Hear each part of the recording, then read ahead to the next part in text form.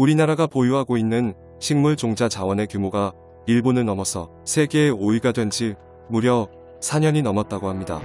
그만큼 종자 전쟁에서 우리나라가 승리가 하고 있습니다. 이에 일본에서는 우리나라의 식물 종자 자원을 빼앗기는 것을 막겠다며 자국 식물 보호를 위한 종료 법 개정에 나섰다고 합니다.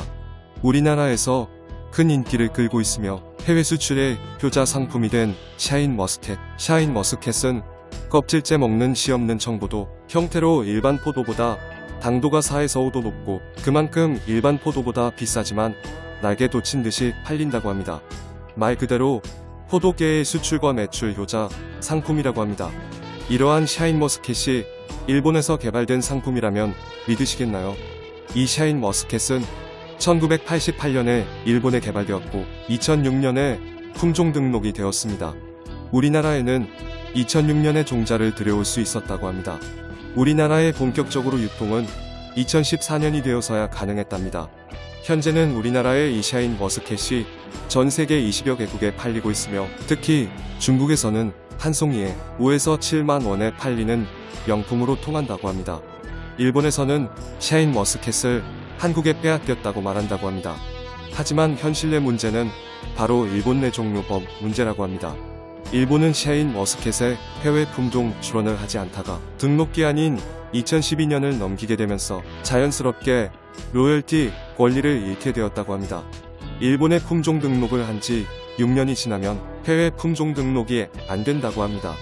일본은 샤인머스켓을 개발하고도 6년 동안 한국 내 품종 등록을 하지 않는 바람에 한국 농업인은 일본의 로열티를 한 푼 안 내도 되게 되었다고 합니다.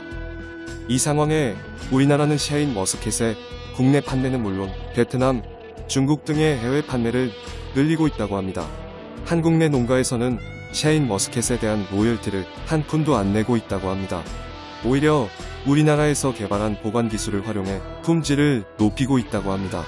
지난해 포도 수출액이 3,100만 달러로 역대 최대액을 찍었다고 합니다.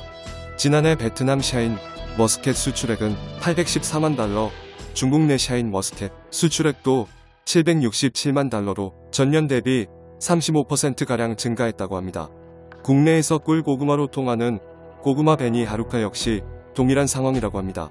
우리나라의 식물 자원수는 26만 개로 미국, 인도, 중국, 러시아에 이은 세계 5위라고 합니다. 일본이 우리나라 바로 아래 1위였다고 합니다. 오늘 이야기는 여기까지입니다. 이상 머니스토리였습니다. 행복하세요.